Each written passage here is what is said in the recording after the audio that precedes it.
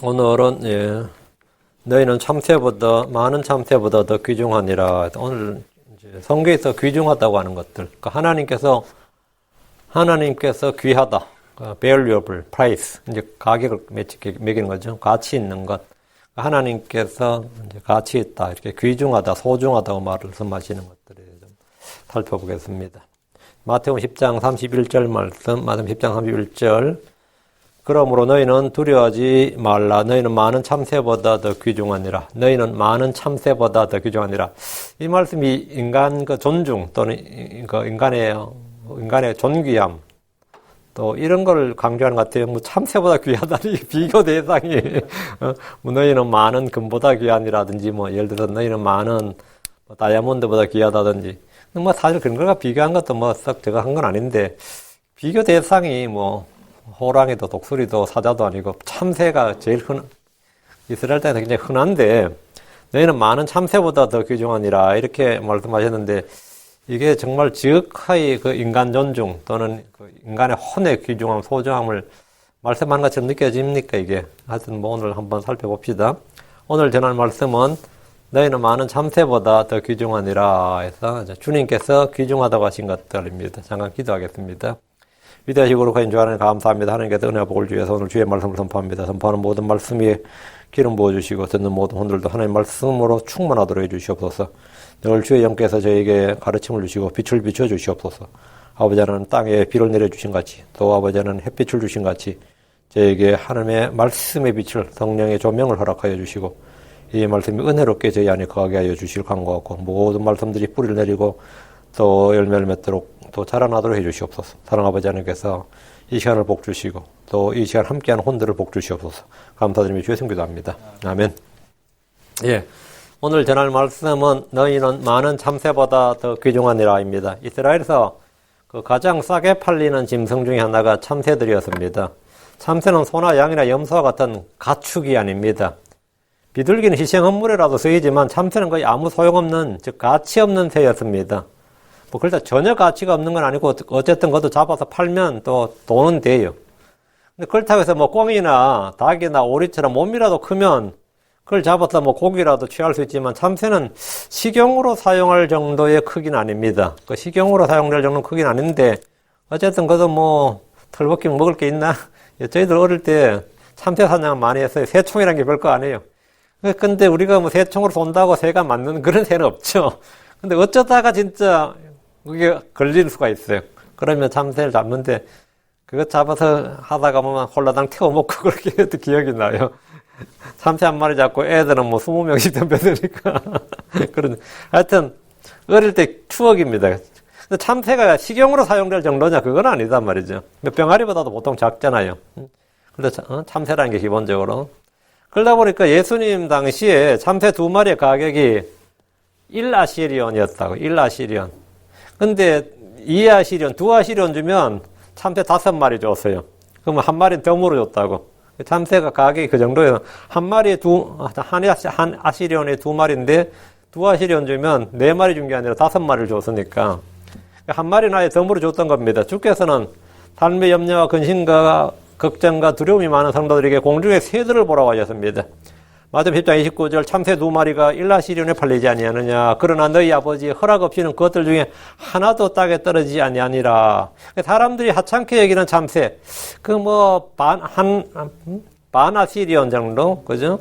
그 정도 한 마리에 2마리 1아시리온에 팔리는 그 정도의 좀 사람들에게는 좀 하찮은 어떤 가치가 좀 적은 그런 참새들조차도 주님이 돌보시고 계시다는 사실을 말씀해 주신 겁니다. 누가복음 10장 24절에 까마귀들을 생각해보라. 그것들은 씨 뿌리지도 아니하고 거두지도 아니하며 창고나 곡간도 갖고 있지 아니하되 하나님께서 그것들을 먹이시나니 하물며 너희는 그 날짐승들보다 얼마나 더 나으냐. 주님께서 참새들보다 너희가 더 귀중하다. 그 날짐승들, 까마귀 같은 날짐승들보다 더 낫다. 당연한 소리 아닌가? 당연한 소리 같은데 주님께서 까마귀를 생각해보라. 이 까마귀는 참새보다 더해요. 왜? 부정한 짐승이라서 이거 먹지도 못한다고 이스라엘에서는. 이거 먹지도 못하는 짐승이에요. 그 참새는 먹기라도 하고 팔기라도 하지만 까마귀는 먹지도 못하고 팔지도 못하는 짐승이라고요. 그런데 하나님 사람들이 부정하다고, 율법에서 부정하다고 하는 그 짐승들조차, 사람들이 무가치한 그 짐승들조차도 하나님께서 먹이신다 이거예요. 그 까마귀들 먹이신다 이거. 주께서는 아무리 하찮은 사람이라도 참새들보다는 더 귀하고 까마귀들과 같은 날짐승보다는 더 낫다. 우리가 생각할 때 아무리 논팽이고 개차반이라도 그래도 날짐승들보다는 더 가치가 있는 게 아니냐 이거죠. 물론 요즘이야 워낙 인간 같지 않는 사람들이 많다 보니까 이제 개만도 못한 사람들이나 말 듣는 이들이 많지만 일반적으로 사람은 짐승보다 더 가치 있는 존재입니다. 노예라 하더라도 시장에서 참새들보다 더 높은 가격이 매겨집니다. 세상은 사람들을 멸시하고 무가치한 존재로 여길지 몰라도 주께서는 사람들의 가치가 많은 참새보다 더 귀중하다고 하셨습니다. 마태복음 10장 31절에 그러므로 너희는 두려워하지 말라 너희는 많은 참새보다 더 귀중하니라. 주님께서 참새보다 귀중하다 그러면 최소한 참새를 먹이고 돌보는 만큼 그보단 더 먹이고 돌보시지 않겠느냐 뭐 이 말씀이죠. 하나님은 사람의 혼을 짐승들보다 더 가치 있다고 말씀하셨고 더 낫다, 더 귀중한 것으로 일단 평가하셨습니다. 주께서는 자신의 형상으로 사람을 만드셨기 때문입니다. 비록 죄인들이 할지라도 사람은 짐승들보다 더 존귀한 존재입니다. 우리는 이 말씀을 통해서 주께서 우리를 세심하게 돌보시고 먹이시고 보호하시고 계시다는 사실을 배울 수 있습니다. 주께서는 사람들의 모든 필요를 아시고 그 필요를 공급하시고 혼을 보호하시는 분임을 우리는 확실히 알 수 있습니다. 우리는 이 시간 성경에서 귀중하다고, 하나님께서 귀중하다, 소중하다, 귀하다고 하는 그 가치 있는 것들에 대해서 살펴보겠습니다. 첫째, 혼을 구속하는 일은 귀중한 일입니다. 혼을 구속하는 일은 귀중하다. 예. 시편 49편 8절에 그들의 혼을 구속하는 일은 귀중하며 그것은 영원토록 멈추어 있도다. 그들의 혼을 구속하는 일은 귀중하며. 크리스천들이 흔히 하는 말 중에 이제 그 유명한 그 크리스천들 사이에 쓰는 말 아니면 뭐 세상 사람들 쓰는 말 중에 하나가 뭐냐면 한 사람의 혼이 천하보다 귀하다. 한 사람의 생명이 천하보다 귀하다. 이제 이게 성경에 있는 말씀인지 이제 알고 자주 사용하는데 성경에 있는 말씀은 아니에요. 성경에 이 말씀 없는데 이제 그런 가치, 그런 것을 유추할 수 있는 이제 그 구절들은 좀 있어요. 성경에 직접적으로 그 말씀은 한 사람이 천하보다 귀하다든가 뭐 이런 말은 성경에 없습니다. 근데 주께서 생명이 음식보다 귀하고 몸이 옷보다 소중하다고 하셨는데 혼은 땅의 어떤 소유물과도 바꿀 수 없는 것입니다. 혼의 가치는 너무나 커서 금이나 은과 같은 것으로 구속할 수 없다. 사람들이 가장 소중하게 한 게 금이나 은인데 혼의 가치, 사람의 혼은 은이나 금으로 금이나 은과 같은 것으로는 바꿀 수가 없고 구속할 수가 없다는 거예요. 사람이 혼을 구속할 수 있는 유일한 한 가지는 하나님이신 주 예수 그리스도의 피밖에 없습니다. 하나님이신 주 예수의 피로만 사람의 혼이 구속된다면 사람의 혼의 가치가 어떤 것이다 하는 것을 이제 알 수 있는 거죠. 골로새 1장 14절에 그분 안에서 우리가 그분의 피를 통해 구속고 죄들의 용서를 받았도다. 우리가 그분의 피를 통해 through his blood 그분의 피를 통해서 구속, 곧 죄들의 용서를 받았도다. 주께서는 우리의 혼을 구속하기 위해서 자신의 생명을 내놓으셨습니다. 그 외에는 다른 것으로는 사람의 혼을 구속할 수가 없는 겁니다. 사람의 혼을 구속할 수 있는 유일한 한 가지는 하나님의 피밖에 없어요. 우리의 혼의 가치가 어떠한 걸 능히 알 수 있는 장면입니다. 여러분의 몸이 어떠하든 관계없이 여러분의 혼은 주 앞에 귀중하고 소중합니다. 혼을 구속하는 귀중하다. 둘째, 주의 성도들의 죽음은 귀중합니다. 사람의 죽음은 개죽음인지 몰라도 성도들의 죽음은 그렇지 않습니다. 어떤 성도의 죽음도 성도의 죽음은 귀중하다. 이거. 죽으면 모든 것이 끝이라고 생각하는 이들도 있고 허무하다고 생각하는 이들도 있고 뭐 개죽음보다 못하다고 생각하는 이들도 있지만 주의 성도들의 죽음은 주의 눈앞에서 귀중한 것입니다. 시편 116편 15절에 주의 성도들의 죽음은 그분의 눈앞에서 귀중하도다. 우리는 죽음이 끝이 아닙니다. 성도들에게 죽는 것은 이득입니다. 이득이라는 건 개인이다 이거예요. 죽는 것은 이득이 얻는 것이다. 빌립보서 1장 21절 내게는 사는 것이 그리스도시요 죽는 것이 이득이니라. 죽는 것이 이득이니라. 세상 사람들은 죽을 때 모든 것을 땅에 두고 갑니다. 빈손으로 왔다가 빈손으로 간다 그럽니다. 그래서 죽음은 슬픔이요 애통이고 고통입니다. 그러나 성도들에게 죽음은 주의 눈에 귀한 것이고 이득입니다. 갑작스러운 죽음은 갑작스러운 영광입니다. 빌립보서 2장 1장 2, 3절 떠나서 그리스도와 함께 있기를 바라며 내가 둘 사이에 끼어 있느니라 그것이 훨씬 더 좋으나 또 말하기를 고린도후서 5장 8절에 내가 말하노니 우리가 확신에 차서 원하는 바는 차라리 몸을 떠나 주와 함께 있는 그것이라 했습니다. 죽는 것이 두렵습니까? 죽음을 두려워하지 마십시오.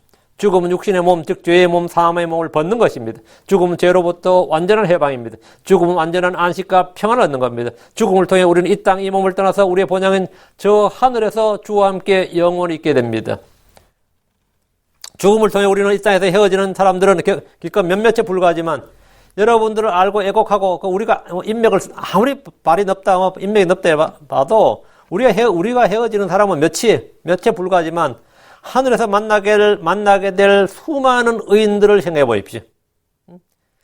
헤어지면 몇이지만 만나면 수백만 있단 말이죠. 우리가 그것도 전부 다 의롭게 된 완전한 영들이 있단 말이죠.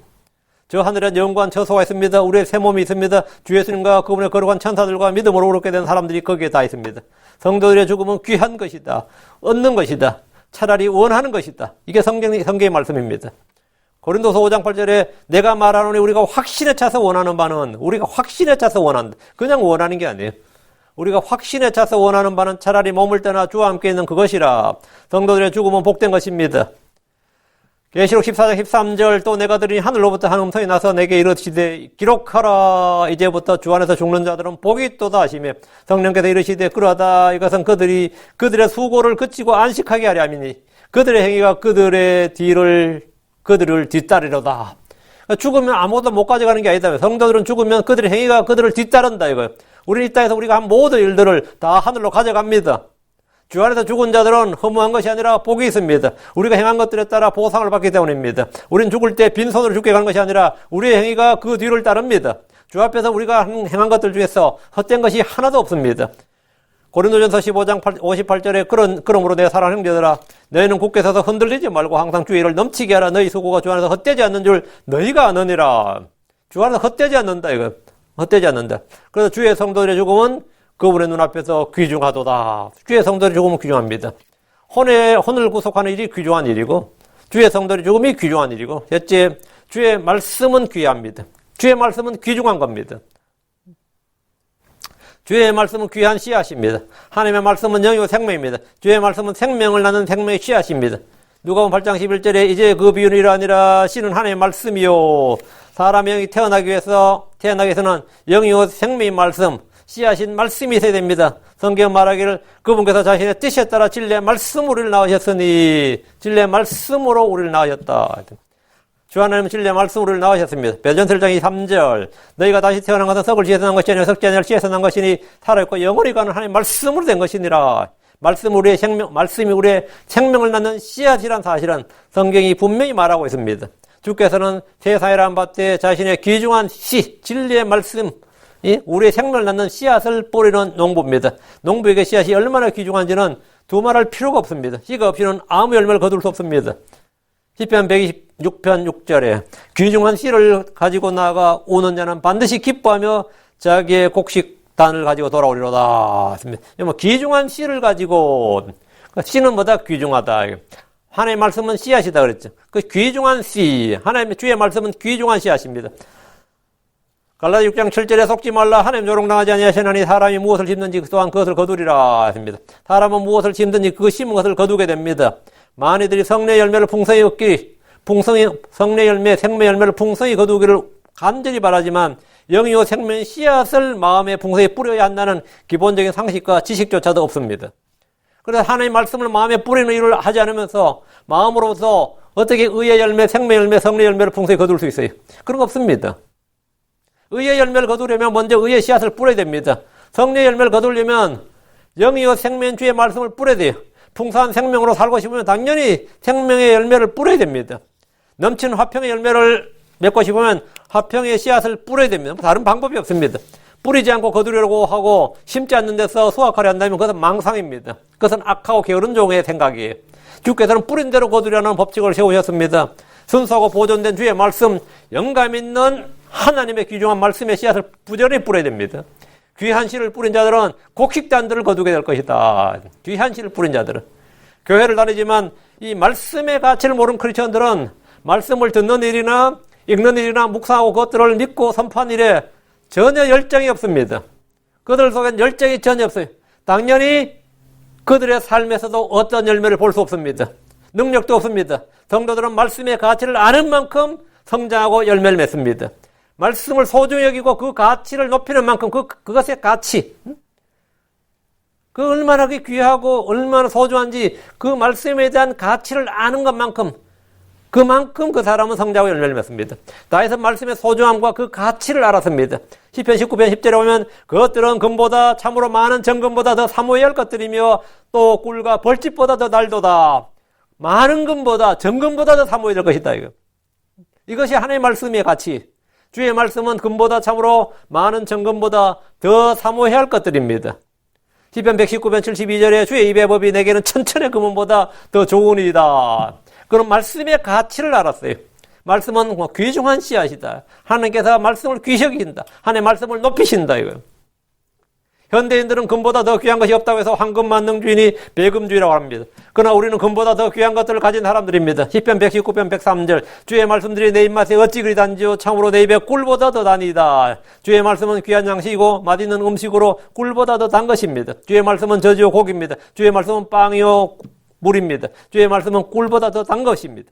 그래서 욥은 내가 그분의 입술의 명령에서 돌이키지 않냐고 내게 필요한 음식보다 그분의 입의 말씀들을 더 귀히 여겼도다. 귀히 여겼도다. 말씀을 귀히 여겼다. 말씀은 귀한 것이다. 우리가 가지고 있는 이 성경, 이 킹제임스 성경은 소중한 것이고 귀한 것입니다. 천천의 금은보다 많은 노량물보다 필요한 음식보다 더 귀히 여겨야 할 것입니다.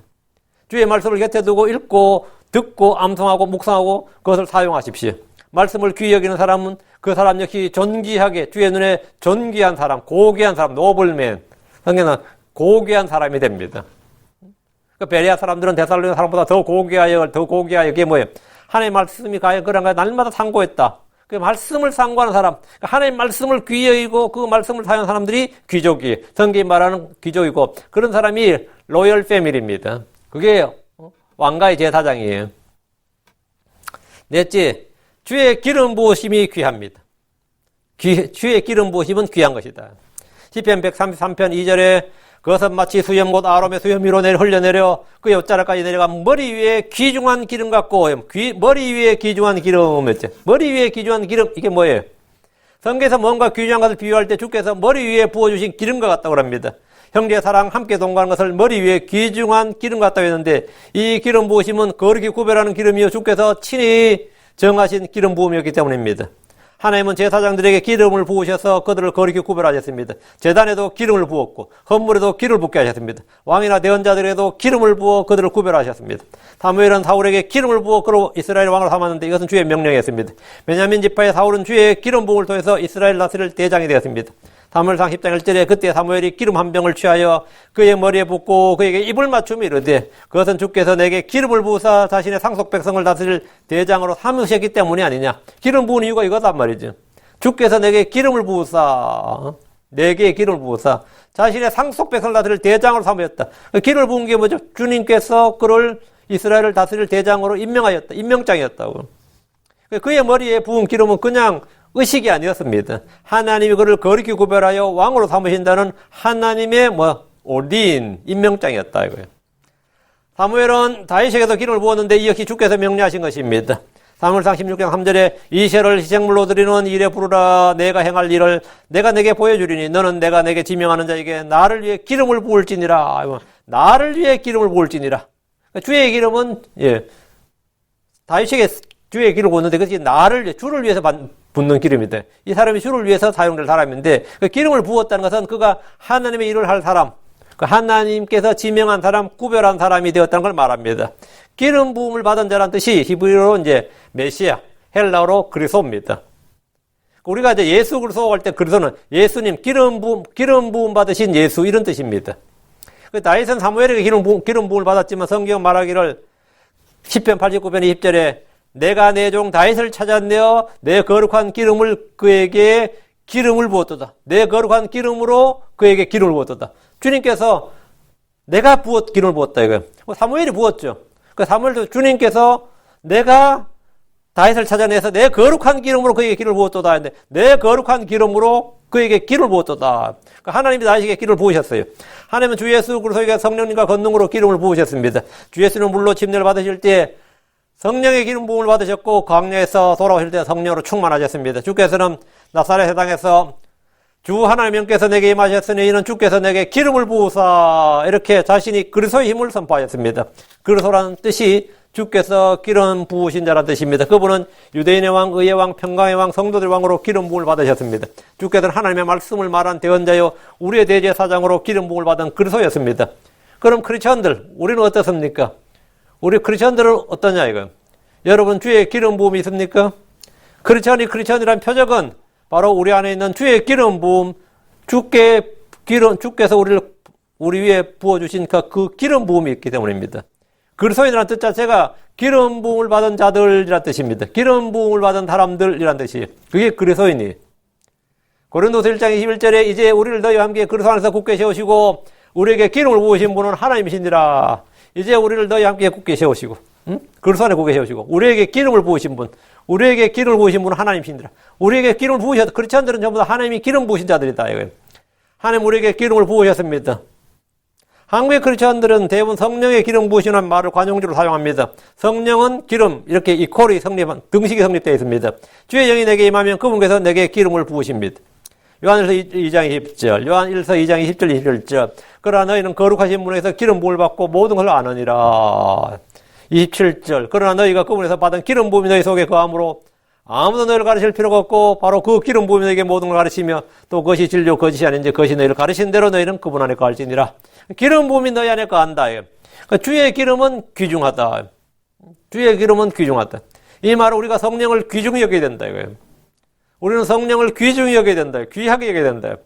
성도들은 성령이 자기 안에 있다고 말하지만 사실 성령의 실제, 성령의 권능, 성령의 일하심, 성령의 임재 여기에 대해서 전혀 감각이 없습니다. 대부분의 제가 볼 때 거의 99% 크리스천들은 이 성령에 대해서 감각이 없어요. 다윗은 주의 기름 부음을 받았지만 그것으로 끝이 아니었습니다. 시편 92편 10절 그러나 주께서 내 뿔을 유니콘의 뿔같이 높이시니 내가 신선한 기름으로 기름 부음을 받으리이다. 신선한 기름으로 기름 부음을 받으리이다. 미래형이에요. 다윗은 이미 예전에 기름 부음을 받았죠. 근데 신선한 기름으로 기름 부음을 받으리이다. 이건 뭐야? 성령 충만이지. 그는 자신이 신선한 기름 부음으로 기름 부음을 받을 것이라고 합니다. 우리는 기름 부음을 받은 자들입니다. 그러나 우리는 또한 기름 부음을 받아야 됩니다. 이건 성령 충만을 말합니다. 사도들은 성령을 받았지만 다시 성령으로 충만을 받았습니다.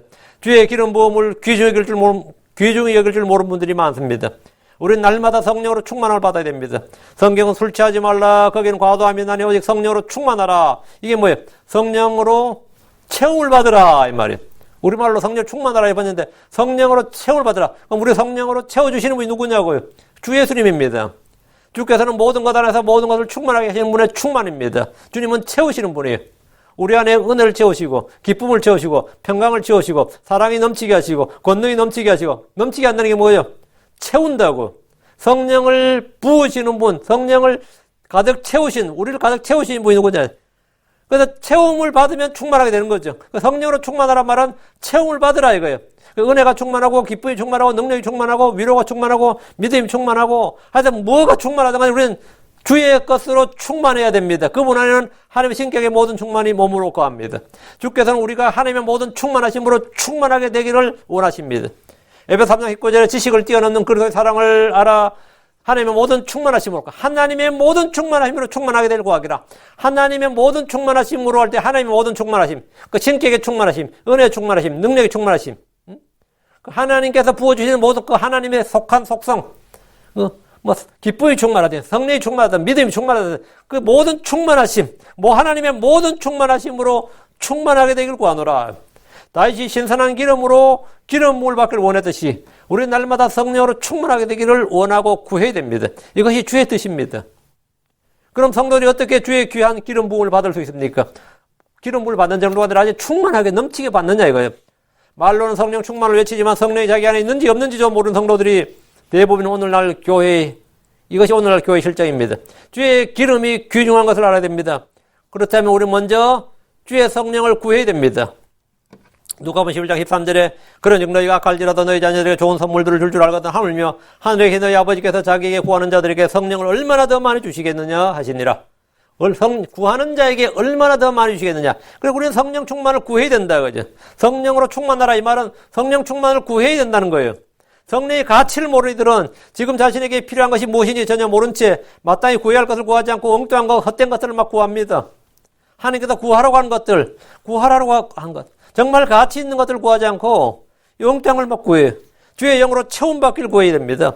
우리는 일상에서 기름의 중요성을 잘 압니다. 기름은 정말 귀한 겁니다. 음식할 때도 기름이 필요하고, 여러분 모든 것에 기름이 필요해요. 음식에도 기름이 필요하고 기계도 기름이 필요합니다. 등불을 밝히는 데도 기름이 필요합니다. 어떤 이는 전기가 있지 않느냐 하지만 전기를 만드는데도 기름이 필요합니다. 그 전기차 웃긴다 그러잖아요. 전기차 만들려면 기름이 필요해요. 요즘 수소차 만든다 그러죠. 그 수소 분해하려면 기름이 필요해요. 전기를 생산하는데 기름이 필요하다고. 태양광이나 뭐 풍력, 지열을 이용한다 해도 그걸 이용하려도 기름이 있어야 됩니다. 마찬가지로 크리스천의 삶에도 필수 요소가 주의 기름입니다. 주께서 내 머리 위에 내 안에 신선한 기름으로 기름을 부어주시길 구해야 됩니다. 다음 우리가 이 주의 영으로 충만하게 되는 법은 뭐냐? 주의 책망을 듣고 돌이키는 겁니다. 경과 책망의 말씀을 듣고 자신을 돌이킬 때 주님은 자신의 영을 부어주십니다.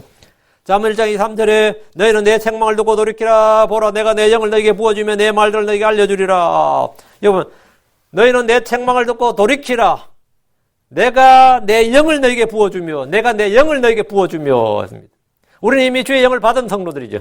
그런데 주님께서 내가 내 영을 부어주겠다는 거예요. 우리는 회개할 때마다 우리 뜻을 돌이키고 주님 앞에 회개할 때마다 책망을 듣고 그 경고를 받고 그 주님을 돌이킬 때마다 주님께서 내가 내 영을 너에게 부어주며 내 말을 너에게 알려주리라 했습니다.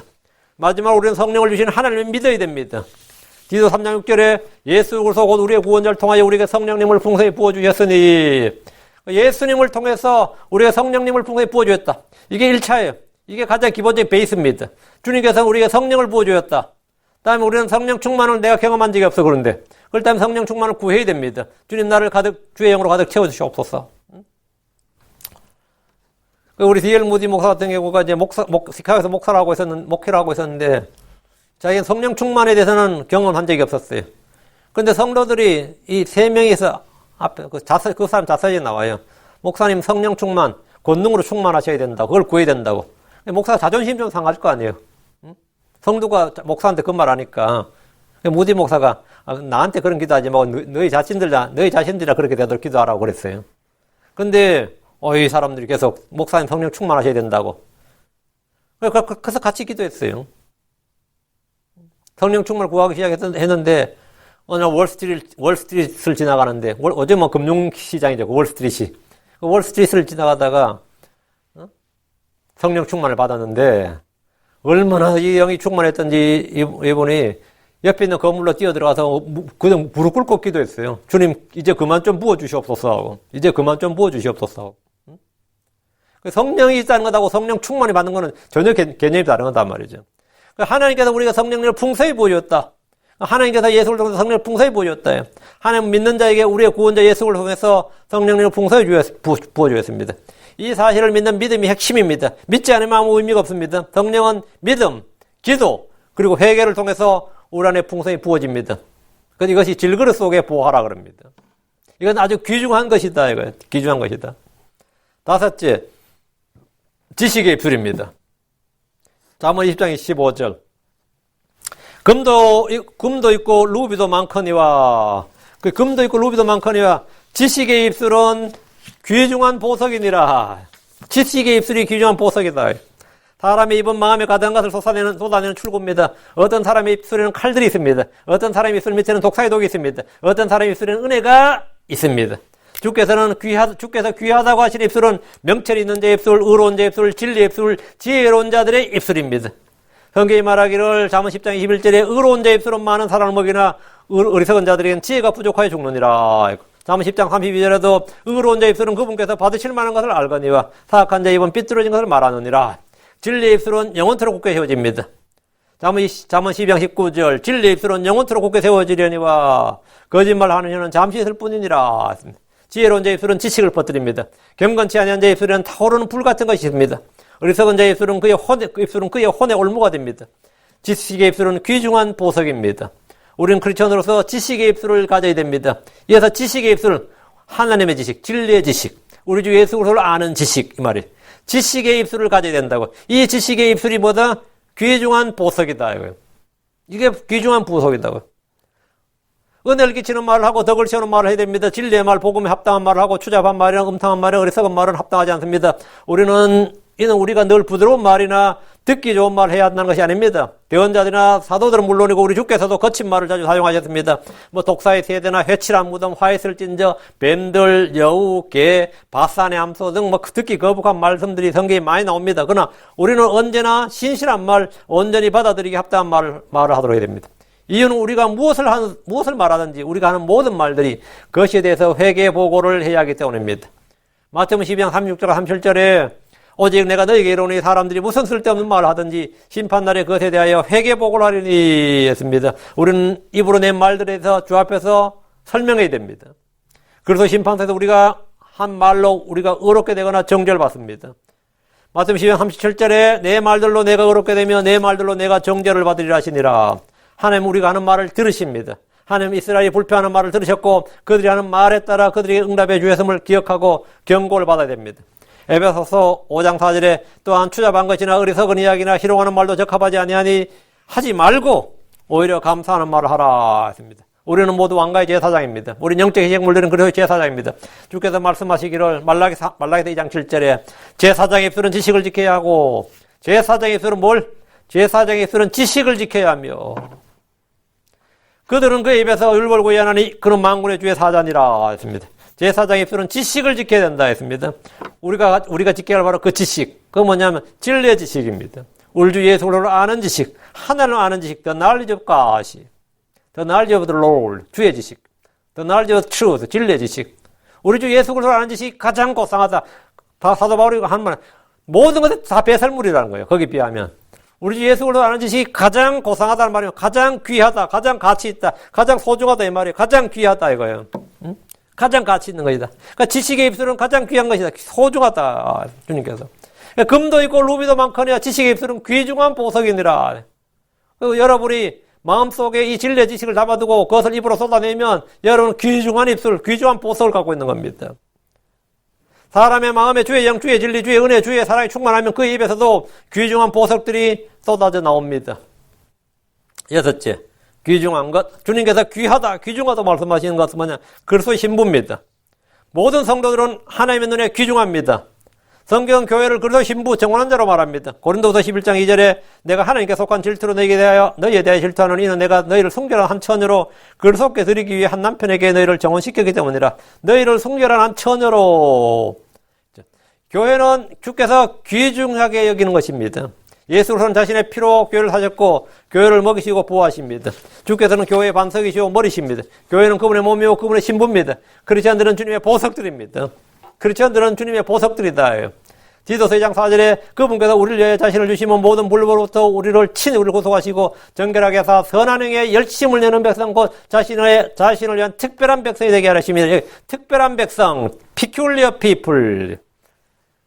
베드로전서 2장 9절 그러나 너희는 선정된 세대 왕가의 제사장이요 거룩한 민족이요 특별한 백성이니 이것은 너희를 어둠에서 불러내어 자신의 놀라운 빛으로 들어가게 하신 분께 대한 찬양을 너희가 전하게 하려 하십니다. 여러분, 특별한 백성, 성도는 주 앞에서 특별한 백성, peculiar people입니다.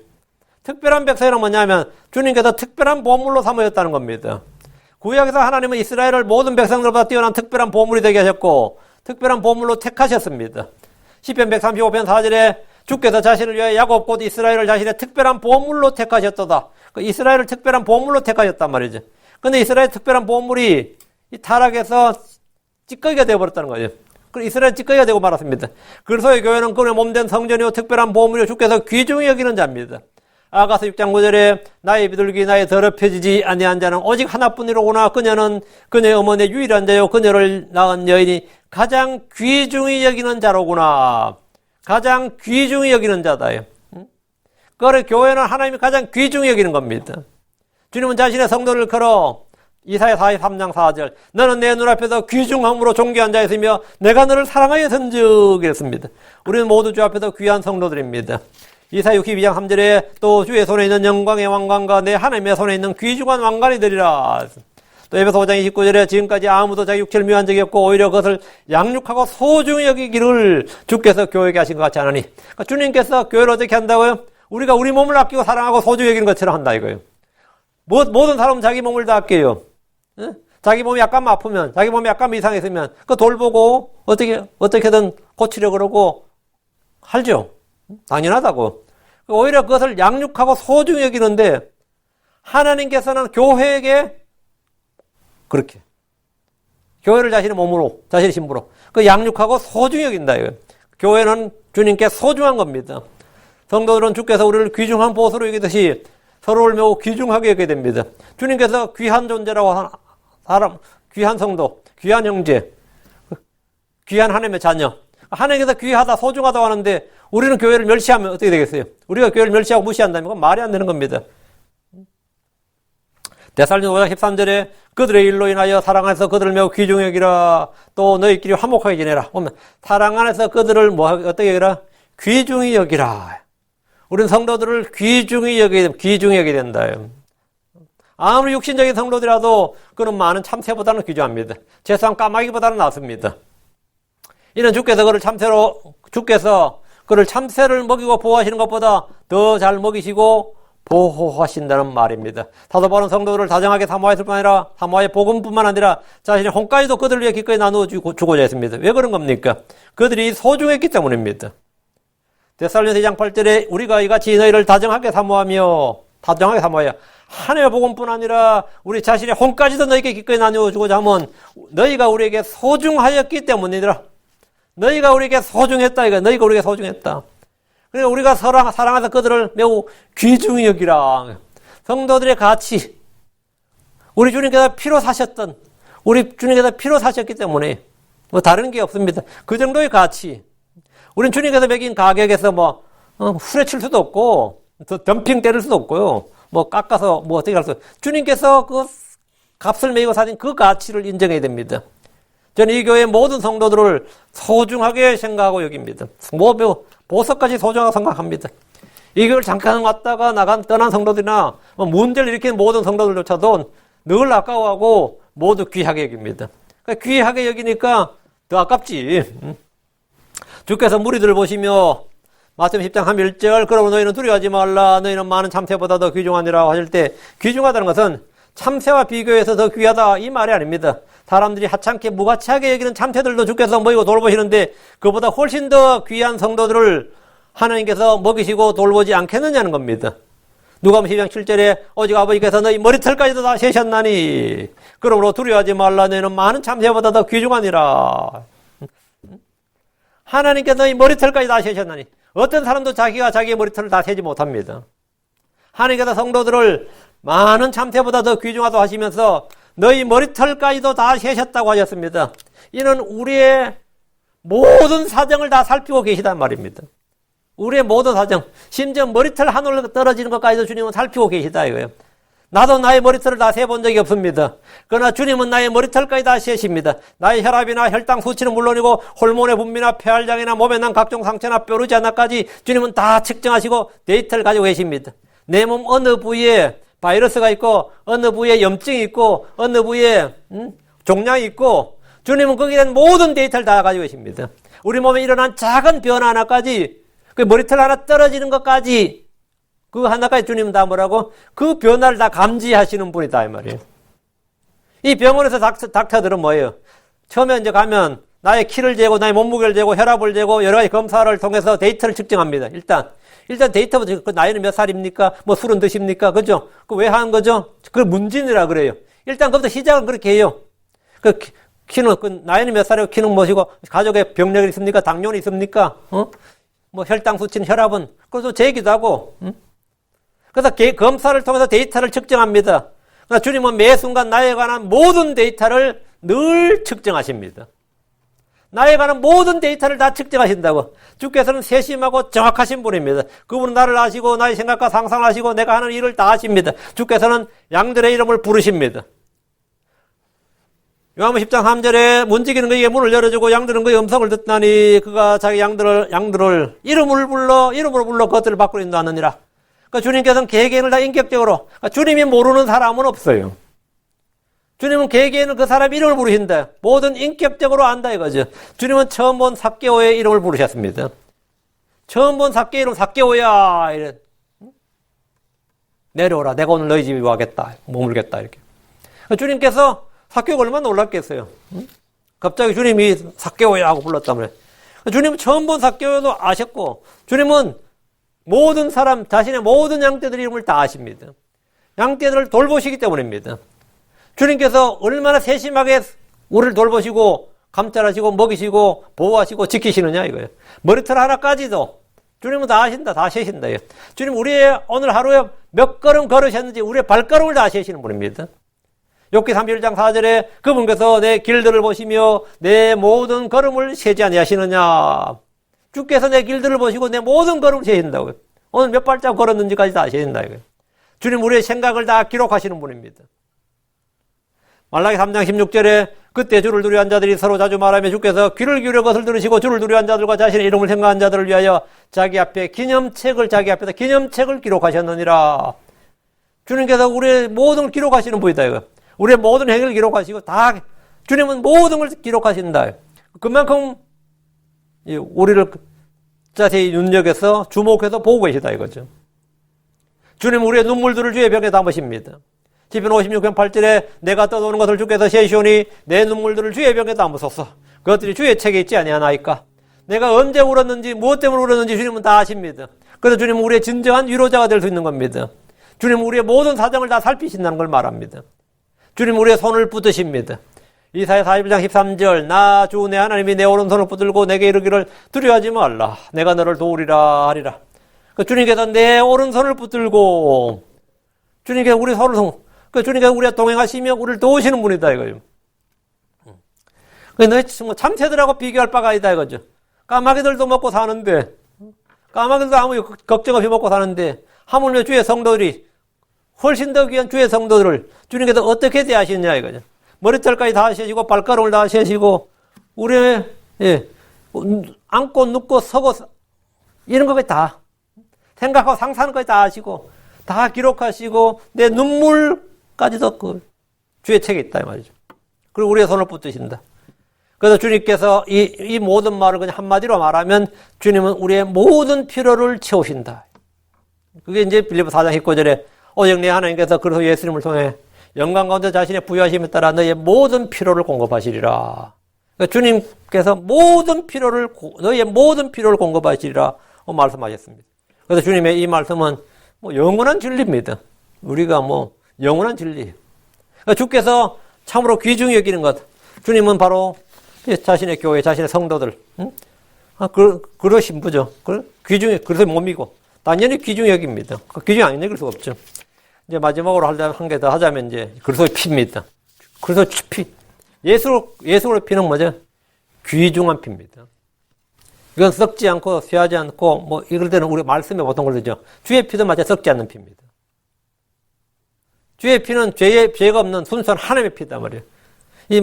성경에서 예수의 피가 하나님의 피다 이러면 그런 말씀이 성경에 어디 있냐 이런 분들도 있어요. 그 성경에 그런 말씀이 어디 있느냐? 있죠. 사도행전 20장 28절에 그러므로 너희 자신과 온 양떼에게 주의를 기울여 성령님께서 너희를 그들의 감독자로 삼아 하나님의 교회고 그분께서 자신의 피로 사신 교회를 먹게 하셨네. 여러분 그분께서 자신의 피로 with his own blood 자신의 피로 성령께서 그분께서 자신의 피로 교회를 사셨다. 그분은 자신의 피로 교회를 사셨다. 이렇게 성경에 분명히 나옵니다. 자신의 피로 교회를 사셨다. 이 피는 뭐냐? 귀한 피입니다. 이 피는 값을 매길 수 없는 피예요. 이 부분에 대해서 우리가 여러 번 많이 다루었기 때문에 오늘 여기까지 정리하고, 그리고 우리는 항상 그래서 그런 피에 대해서 우리가 늘 강조하는 것이 다른 이유가 없습니다. 그 피가 귀중한 피, 하나의 피. 우리를 구속한 것이 바로 이 피입니다. 이 피를 통해 우리가 구속고 죄사함을 받았단 말이죠. 그래서 오늘은 여기까지 하고요. 7개 주님의 피는 귀한 피다까지 이제 해서 주님이 정말 귀하게 여기는 것들에 대해서 좀 살펴봤습니다.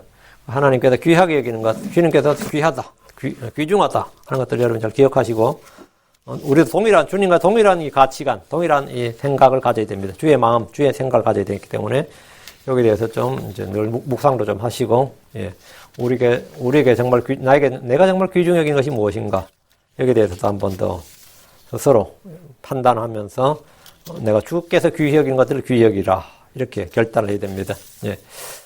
혼을 구속하는 일이 귀하고 성도의 죽음이 귀하고 주의 말씀이 귀하다. 그리고 주의 기름 부음이 귀하고 주의 신부, 주의 교회가 귀하고 귀한 것들이죠. 다음에 교회, 주의 신부가 귀하고 주의 피가 귀하다. 이렇게 했습니다. 기도합시다.